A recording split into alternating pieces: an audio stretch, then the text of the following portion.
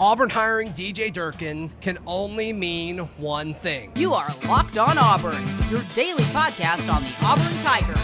Part of the Locked On Podcast Network, your team every day. Yes, welcome on into Locked On Auburn, your daily Auburn Tigers podcast. I'm your host, Zach Blackerby. Thank you so much for making Locked On Auburn your first listen every single day. We are dapping it up, Darrell, Dapprich, and myself, live from the Senior Bowl. We'll talk about what the Auburn Tigers looked like in day one at the end of the show. But DJ Durkin being hired to be Hugh Freeze's next defensive coordinator, Darrell, can mean one thing and one thing alone.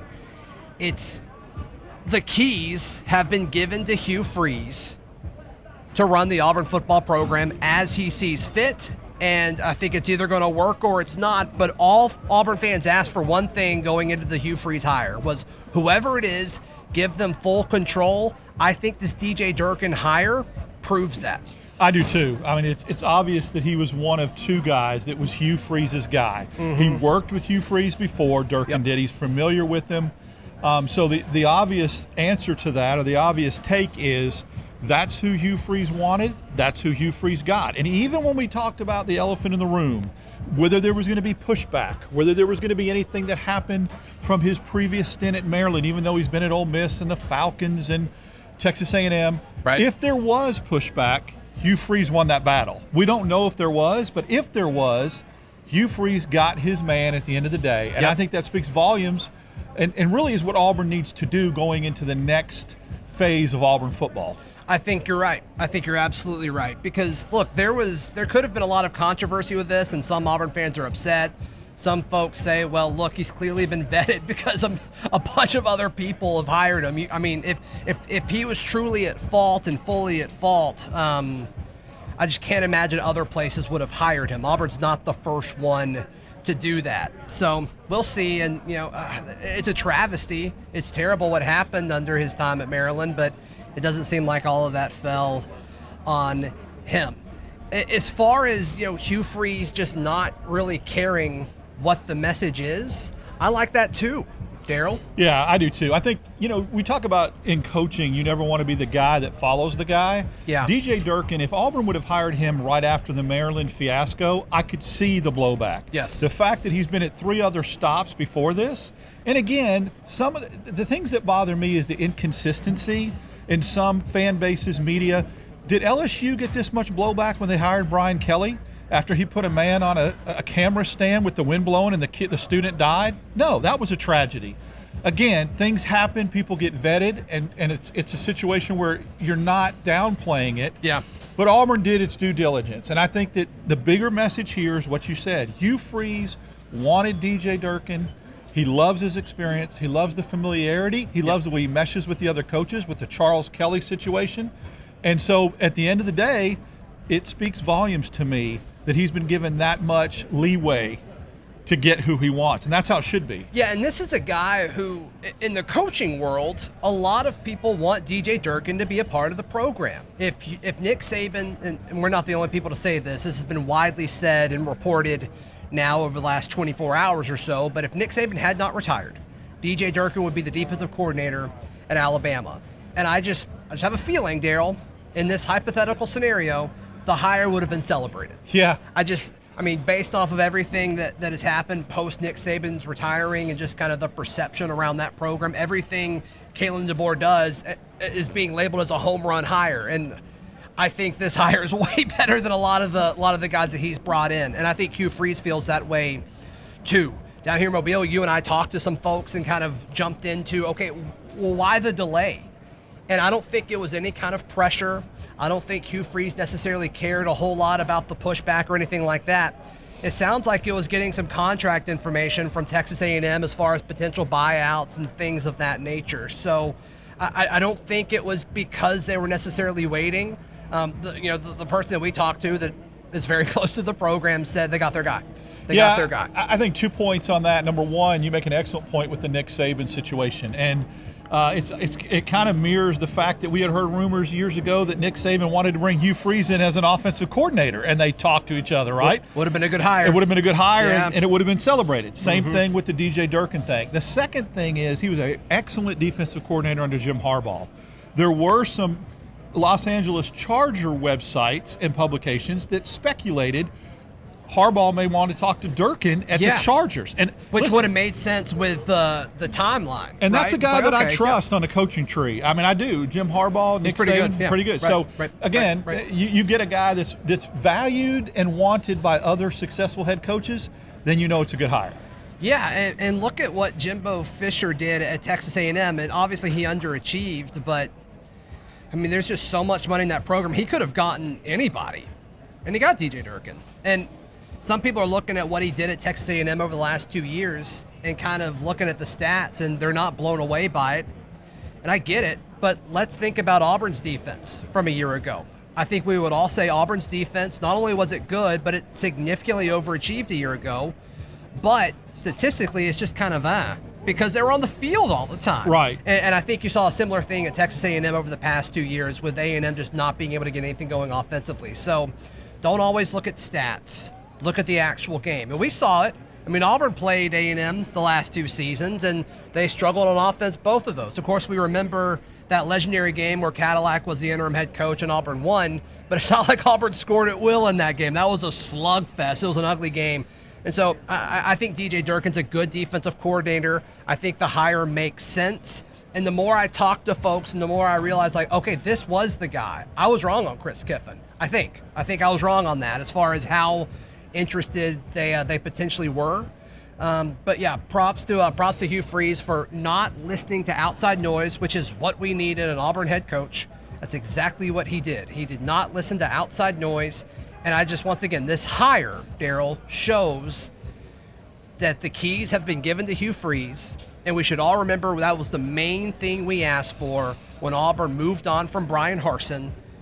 Whoever they hire, give them full control. Hugh Freeze has that, and this hire proves that, in my mind.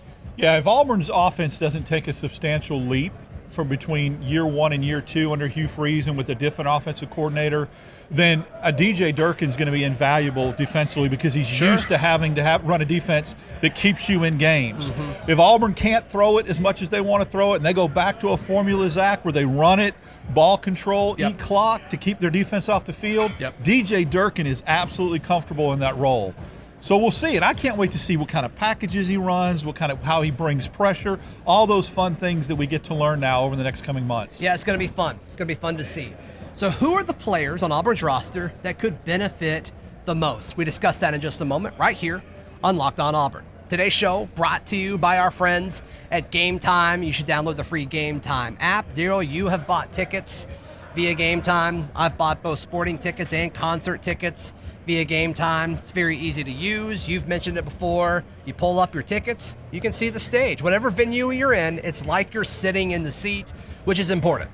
Very important because obviously a setup's different for sporting events than it is a concert. That's right. You want to see where you are in relation to the stage. I used it for a concert in July, and I'm fired up. Yep, absolutely. We did the same thing. It was a smaller venue, too, so you never really know, especially off to the side, what exactly that may look like. So download the Game Time app. All you have to do is use promo code LOCKEDON, LOCKEDON, all one word, Locked On, for $20 off your order. That's on the free Game Time app. Today's show also brought to you by our friends at Alumni Hall. Can you imagine buying Auburn gear from anywhere else? No. I can't. No. I can't either. The thought makes me angry, actually. They've got 3 great physical locations. All of their stuff officially, all their merchandise is officially licensed. You don't have to worry about the fake stuff. They've got the silver sticker on there that means it's legitimate. They've got locations in Auburn, in Opelika, and in Huntsville. And Huntsville. Been to the Huntsville location. Yeah, and you said it's very impressive. As the kids say, it's fire. It's lit. It's lit. Yeah. I use that expression often. Yep, yeah. That's right. So be sure to check out our friends at alumnihall.com or any of their great physical stores in Auburn, Opelika, and Hunts, Vegas. The player I believe benefits the most from DJ Durkin being Auburn's defensive coordinator, DeMarcus Riddick. DeMarcus Riddick. That's a good one. Coming in, he's already impressed in bowl practices. Different system, different scheme, but we've heard nothing but great things about DeMarcus Riddick. We've seen him develop linebackers at other places. And to me, you can make the argument for Eugene Asante. You can make the argument for Austin Keys. You can make it for some of the other young freshmen, Joe Phillips or DJ Barber. But man, DeMarcus Riddick, it sounds like his floor is so much higher than we originally thought. We always knew the ceiling was high, but the floor is higher than we originally thought. So I'm going with DeMarcus Riddick. That's a great choice. And I think thank you. Here's the thing. Besides receiver, the linebacking room in this recruiting class was the most impressive. What a great time to bring a linebacking guru as a defensive coordinator in to coach up and to help these young linebackers, acclimate to the system. Right. I am going to go with the linebacker, and you mentioned him. I'm going with a veteran linebacker in Austin Keys. Oh, okay. I think Austin Keys showed flashes last year when he started getting healthy. I think he's tough. He's physically tough. He played with that cast. I think he flourishes under Durkin next year. And I just, the familiarity of it, and I just think, again, he showed flashes last year to me, and I think Durkin's going to pull it out of him. Yeah, I am curious to see what this offseason looks like for the linebackers versus a year ago, because remember last spring, it kind of felt like we were waiting for somebody to step up the entire time. Now, that was already going to be different because Austin Keys and Eugene Asante are coming back. You lose guys like Cam Riley. But I think the narrative around the linebackers, it was already going to be different this spring because it's clear guys have eventually stepped up. But now it's almost, instead of, okay, who's going to step up, who's going to take somebody's job? And when you bring in new faces, a new guy that's going to lead the defense, and let's don't forget the co-DC is also a new face. Charles Kelly's probably going to have input in this. He's not going to just be defensive backs and safeties. Could a guy just come in like a DeMarcus Riddick or a DJ Barber or a Joe Phillips and say, hey, I'm really good, and I don't care that you're a returning starter. I don't care that you're a veteran. I mean, just talking to folks who did a lot of the interviews for Joseph Phillips when he came in, it's like, this guy's all business. This guy is all business. He's not concerned that you've been in this system or whatever. I just think the storyline of following the linebackers this offseason is going to be a full 180 from a year ago.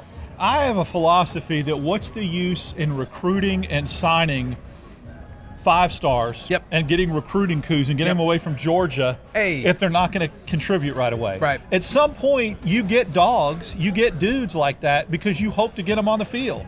You don't want to develop them in 2-3 years. You're getting them with NIL and with guys going to the NFL. You want to take advantage of them sooner than later. 5 stars are the people to do that with. You win recruiting battles, let it pay off. That's why I see a guy like Phillips who was going to go to Georgia and Riddick who was going to go to Georgia or Alabama, getting on the field early, getting significant snaps, because why else do you go get a guy with that kind of pedigree? Yeah. And is DJ Barber a guy in this room that's being overlooked? I mean, that state championship game against Saraland, everybody talked about how great that game was, and wow, Ryan Williams flashed, and KJ Lacey was incredible, the quarterback for Saraland. But, I mean, DJ Barber is the one who made that stop.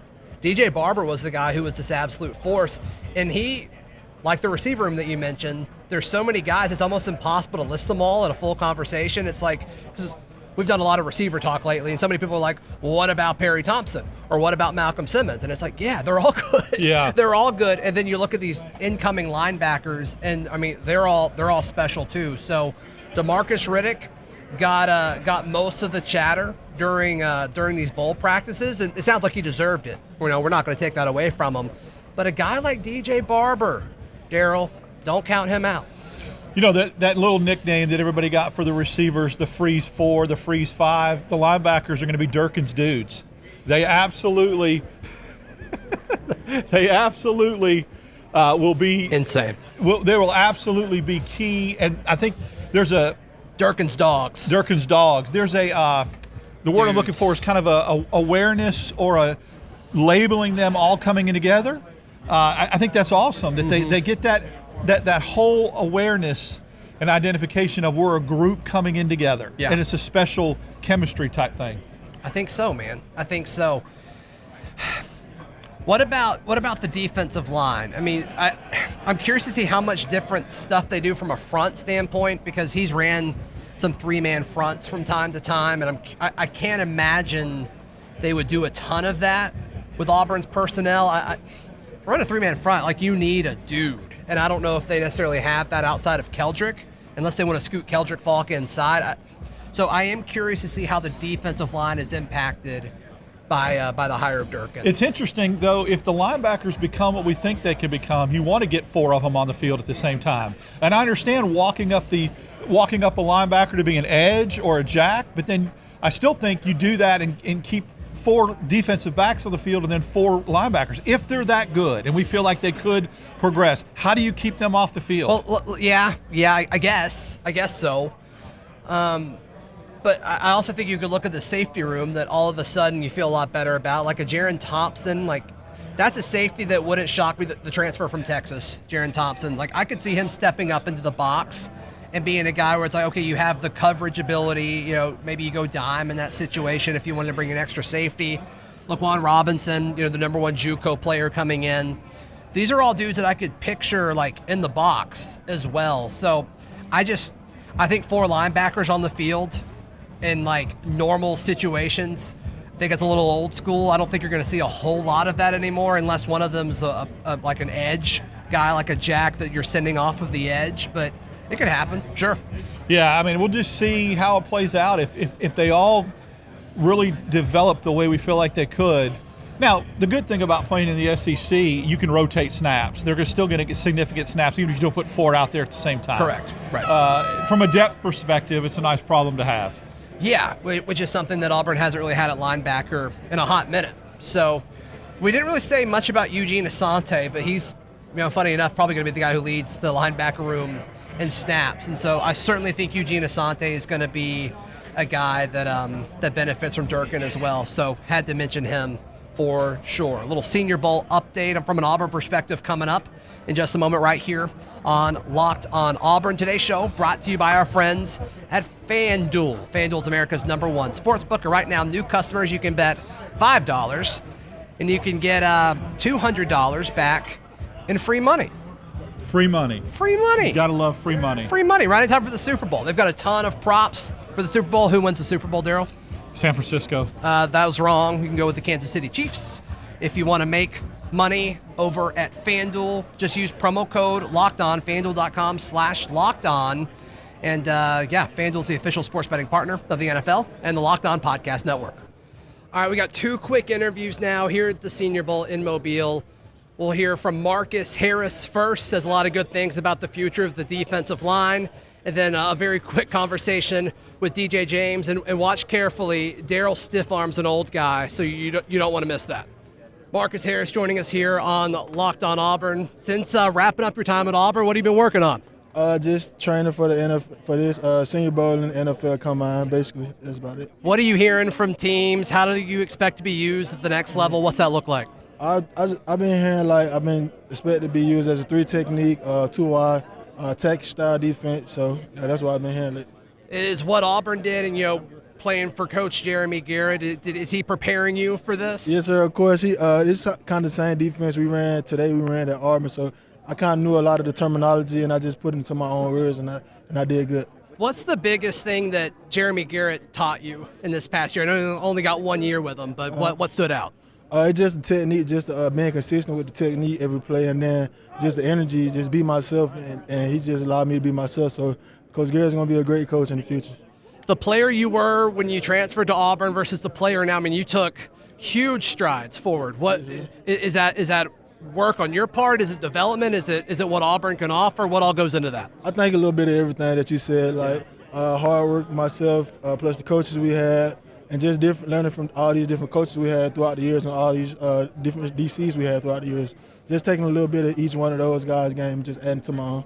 So Auburn's got a very talented class coming in. Obviously, Malik Blockton, you know him well. What can Auburn folks expect from Malik? A little bit of me, but a better version of myself, because I'm gonna teach him a little bit of stuff I know when I go to the next level, and I want him to translate that to the college game. So I want him to be a better version of me. You're leaving a massive hole on this defensive line at Auburn. Who do you expect to step up and help fill that? One guy, Jason Jones, Malik Blockton, of course, Darren Reed, D. Reed, just guys like that. Zackevius Walker, Keldrick Falk, he had a big year last year. So all those guys are going to have a huge role this year. Thank you so much, man. Thank you for having me.